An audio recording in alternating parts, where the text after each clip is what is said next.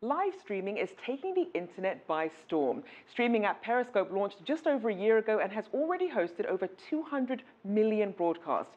To explain how it all works, I'm joined by CCTV's Jim Spellman and Elizabeth Schell from our digital team. We're going to make some TV history today by broadcasting on Periscope live as we do this segment. The first thing I want all of our viewers to do who are on Periscope is to go log in, follow us, and join our broadcast right now. You can do that at CCTV_America.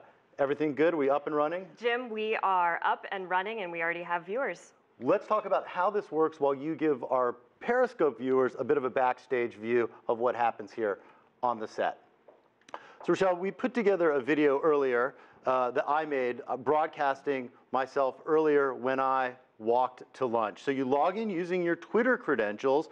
Periscope is owned by Twitter. And then when you're watching this, you can choose any of these thousands of things that are going on. It uses the camera in your phone. You can flip it around and shoot yourself, or flip it back and shoot people, whatever you see. You'll see messages like this that pop up throughout your broadcast. This is how people can interact with you. And if you're doing something that people like, take a look right there.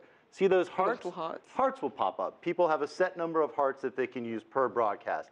Elizabeth, are we getting any comments at this point, or hearts? We're getting plenty of hearts. We have one person that says, "Hi, Jim." Hello back to you on Periscope and on TV. Rochelle?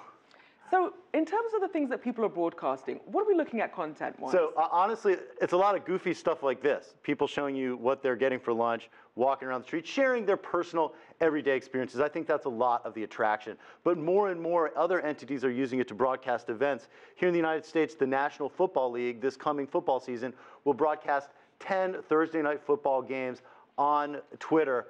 Live political campaigns are using this as well. There's even a Periscope award given out every year. I can guarantee you my broadcast of walking to lunch will not win one of those awards. Well, you never know.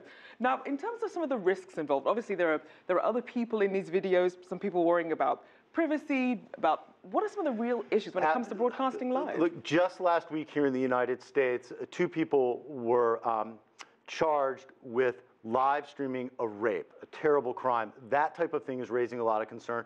Privacy issues, people just don't know whether you're on the phone or broadcasting. Also copyright issues. People have already been streaming things like boxing matches that you're supposed to have pay-per-view for, or streaming in movie theaters. So there's a lot of issues.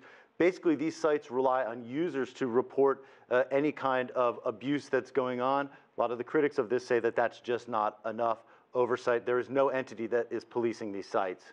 And Elizabeth, I want to bring you in here. So we have all these videos up here. What happens to these feeds after they're finished? Do they live on forever, or what happens to them? It all depends on the site that you're using. So something like Periscope, when you do a broadcast, it lives for 24 hours. That's the expiration date. So anything after 24 hours disappears. Now, you have a couple options as a user. If I'm recording something like I am now, I can save it to my phone afterwards to keep in posterity. If I'm a user, there are different third-party apps that we can use to save the video.